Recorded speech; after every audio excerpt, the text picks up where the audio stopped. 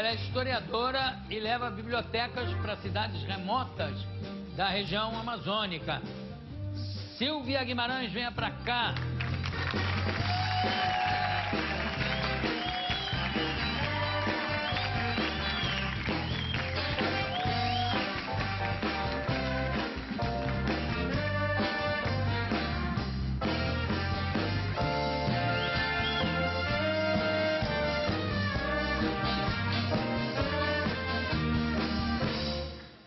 Você esteve aqui no começo do projeto com duas amigas. Sim. Elas continuam no projeto? Elas continuam trabalhando com expedições com a Amazônia, mas seguiram outros rumos. Uma tem uma agência de turismo que faz viagens de turismo comunitário para a Amazônia, e a outra vai fazer expedições mais longe ainda, fora do Brasil, na Ásia, levando estudantes. Então, plena atividade. Plena atividade. E eu continuei na ONG, né, na Vagalume, tocando aí as esse projeto, que é um projeto muito bonito, por sinal. Seu pai, como é que vai? Seu pai, que eu não vejo Meu pai vai bem. tempo, você manda um vai beijo ótimo. pra ele. Fez uma prótese no joelho, mas já está caminhando de novo. Tá Ah, ótimo. é? Tem que botar Eu tenho um aqui no ombro, então tudo bem. Tem gente que pede para ver. Eu digo, não, eu não sou Robocop, é dentro. Não é por fora. Você mora em Brasília, não, né? Não, eu moro aqui em São Paulo, sou paulistana. Mas já morou lá também, não, né?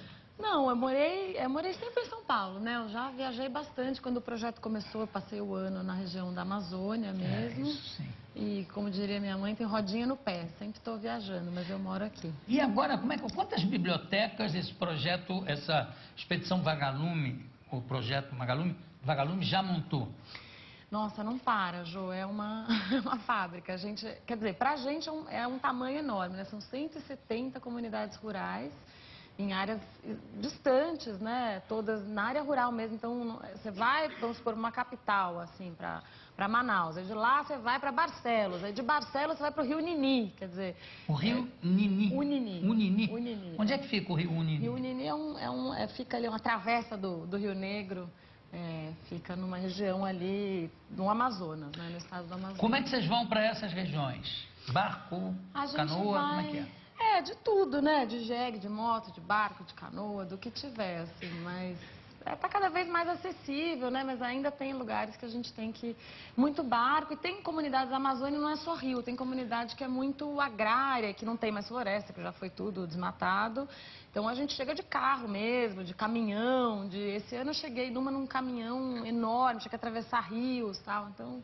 Os mais variados transportes. Agora, o desmatamento continua violento? Você nota a diferença de um ano para o outro? Eu noto, desde que eu comecei a trabalhar na Amazônia, tem regiões que a gente sobrevoa, né, perto de Belém. Você vai de Belém, por exemplo, para Portel, que é uma área que a gente trabalha, que a gente já vai há muitos anos e a gente vê a cada ano aquela faixa do desmatamento entrando mais, né? Porque, na verdade, tem um arco do desmatamento que pega desde do Acre, Rondônia, Mato Grosso, Pará, e vai avançando. Agora mesmo eu estava em Santarém e vi muito desmatamento. Estava trabalhando numa comunidade de beira de estrada e à noite passavam os caminhões com toras enormes de madeira. Então tudo à noite porque Porque é clandestino, evidentemente. Então... Agora, como é que são essas bibliotecas? Olha, a gente trabalha muito com a formação das pessoas. A gente fala biblioteca, primeiro você imagina uma coisa chata, uma coisa fria, né? Uma coisa... Não, você não, né? Que é um autor, que é um escritor. Mas acho que ótimo. Muita gente pensa numa coisa que tem que ser organizada e a gente não, né? A gente parte de um princípio oposto. A gente chega com uma esteira, os livros vão para o chão porque são muito para as crianças, né? São para todos, mas a gente pensa muito nas crianças. E a gente entrega um material, um acervo bem selecionado, a gente escolhe livros com uma diversidade muito grande, também a gente chama de primeiras leituras, assim, muita coisa para criança, né? A gente não chama de infantil. Mas também não deve ter adulto que começa por aí a ler? Tem, inclusive as bibliotecas que são mais antigas e que a gente vem realimentando, a gente vem colocando cada vez mais para a nossa satisfação a literatura adulta, né? Porque tem jovens que já estão lendo e que já querem, já pedem, inclusive, vocês estão mandando muito de criança. Criança nunca para de nascer, então é bom mandar os de criança. Claro, mas tem adulto que aprende a ler nesses livros também? Eu acredito que sim. Desperta uma curiosidade, deixa eu ver como é que é isso. Se a criança aprende, eu também vou aprender. Na verdade, os adultos adoram os livros de crianças, né? Por isso que a gente nem fala literatura infantil. Então, tem muito adulto que não é alfabetizado nessas regiões, né, na zona rural, e a gente começa, eu sempre faço umas reuniões, abro uns livros só de figuras, né? Mas que tem uma narrativa ali, tem um desenho de um sapo, que depois tem um do gato, que tem a ver com o do sapo, tem alguma ligação entre esses desenhos. Então, a gente mostra esse de imagens e fala, e aí, quem leu? E aí os adultos riem, né? Falam, eu li, né? Na verdade, eu li essas imagens. Então, com certeza, os adultos ficam um pouco acanhados, talvez, porque acham, tem aquele conceito de que eu vou pegar o livro que é da criança. Vergonha, né? Vamos ver umas fotos, por favor, que a gente tem aqui? Olha só. Aqui, qual é o rio? Esse aí é no Alto Rio Negro. Essa foi uma expedição que a gente fez no início, lá no Rio Alpés. Você falou uma inspeção ou distribuição? Uma expedição. Ah, expedição. A gente chama de expedição, é um nome que a gente até debateu, porque expedição sempre tem essa coisa do centro para a periferia, tiveram expedições muito exploratórias, científicas. A nossa é cultural, é para aprender mais do que para ensinar, né? A gente vai Vamos virando para ver mais? Ai, que maravilha. Isso é aonde? Essa foto especificamente deve ser no Tocantins, talvez, que eu estou vendo uma escolinha ali. Olha aqui, olha. De zona rural. Que engraçado, olha o Mas olhar essa cena, dela, descoberta. O que mais?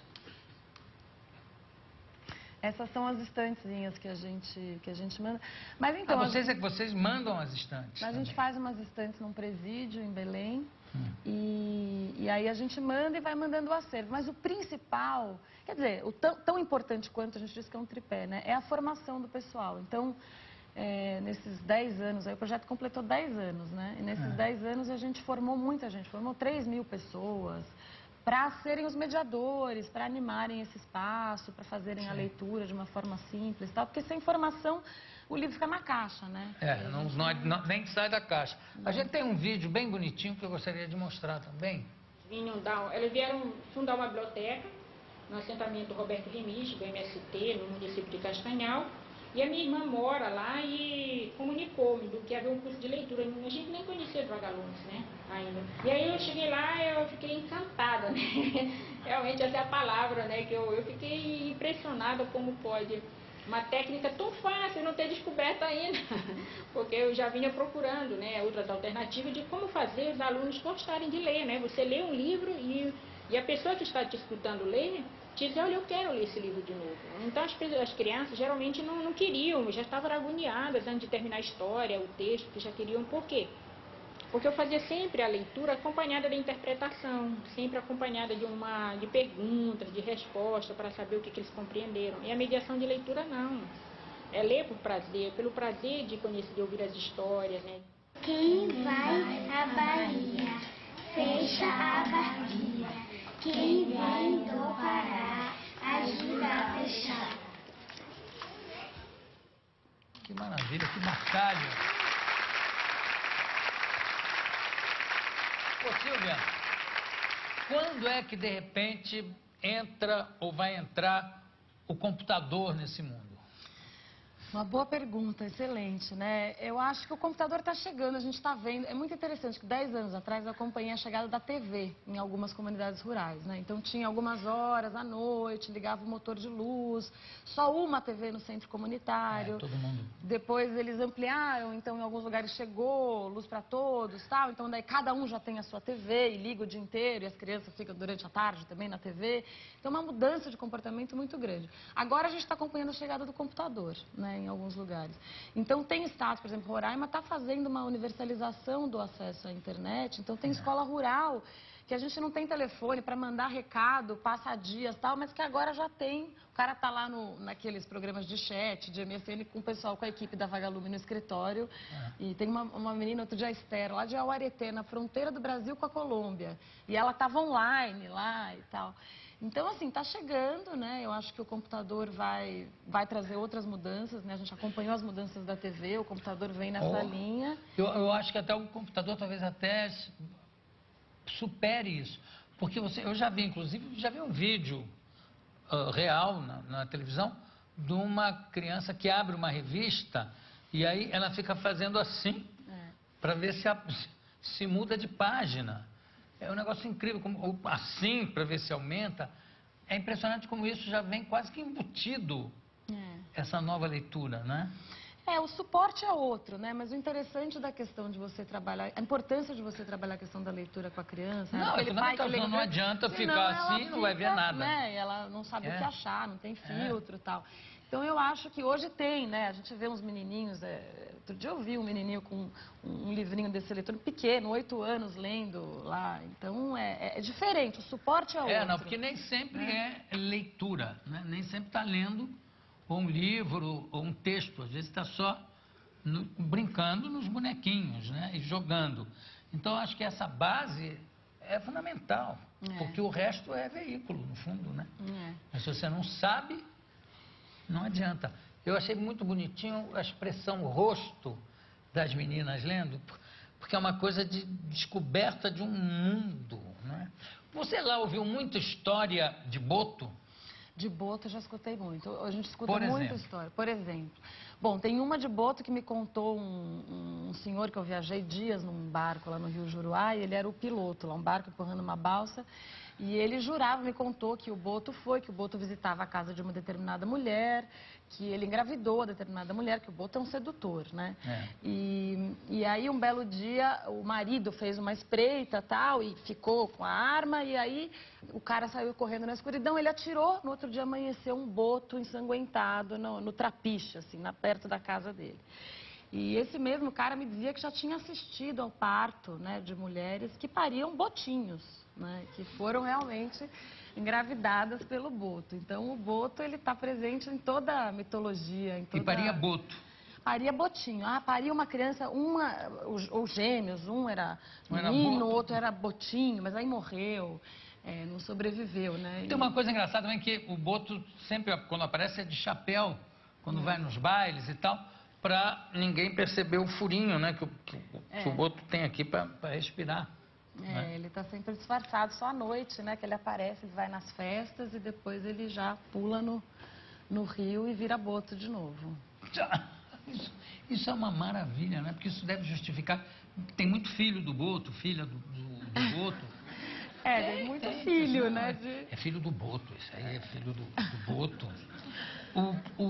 E as pessoas, quando te contam isso, contam como folclore ou acreditando mesmo que o boto... Até eu passei a acreditar, para falar a verdade. Porque se a pessoa né, olha para você... Eu vou contar pro seu pai que você fica acreditando em bobagem. Não, eu acredito que a pessoa te jura, né? E viu, e é o boto, é a mãe d'água, é uma pinguari, é o curupira, né? São muitas... O curupira é o quê, exatamente? O curupira é aquele que, se você vai andar na mata, ele te distrai. Ele tem um assovio, né? A curupira, ela tem um cabelão, assim, ela tem um assovio. E aí você tem que deixar para ela uma bebida, tem que deixar um espelho, tem algumas coisas que ela gosta. Porque ela, na verdade, ela te enrola e você se perde na mata, você fica andando em círculos e aí você já era, né? Você nunca mais volta. Então, a curupira Qual é a outra que você falou aí? Nossa, mas olha, tem uma mitologia muito grande a Amazônia. Tem o Mapinguari, que é um que tem um olho na testa. Como é que chama? Mapinguari. Mapinguari. Tem um que é o Canaimé, que é lá dos Macuxis também, que é um que é tipo, que mata também. Esses são os perversos, né? Os barra pesada. Tem a cobra grande, que faz andar até ilha. Eles dizem que tem cobra tão grande, mas tão grande que tem pedaços de terra em cima da cobra. Então, se esse pedaço de terra anda, é porque a cobra que andou, né? Então, assim, mas tem uma literatura oral, né? Muito rica. Claro, vai passando de geração em geração. Eu fico fascinado com isso. Você falou um aí que tem um olho na testa. O que ele faz, esse do olho na testa? O Mapinguari, olha, o Mapinguari, na minha casa eu tenho uma imagem do Mapinguari como proteção. A gente tem aqui, cadê? Deixa eu ver. É isso? O meu é mais bonitinho que eu tenho em casa, mas ele é isso. Ele tem essa boca, né? E tem esse olho na testa. Dizem que ele aparece no meio da selva para a pessoa...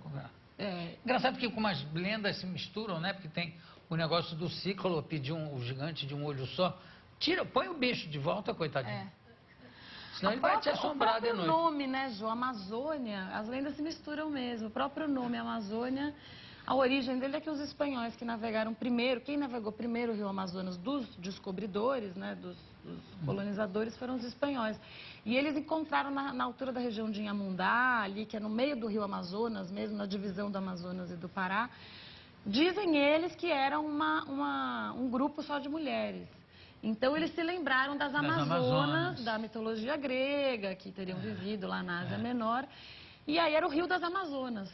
Então, assim, mas não tem vestígio concreto de que essas mulheres, que tenha de fato havido uma tribo só de mulheres. Mas também não tem nada que prove o contrário, né? E o mito ficou tão forte que batizou toda a região, né? Batizou o Rio, batizou a Amazônia inteira. Essa tribo deve ser verdade, tanto que sumiram, porque não reproduziam, eram só mulheres. Foram morrendo, bem velhinhas já, e sumiram. Não, mas elas reproduziam, elas se encontravam, elas convidavam os guerreiros, reza a lenda, né? Que elas convidavam os guerreiros de outras aldeias, de outras tribos, numa noite de lua cheia, na beira de um lago tal.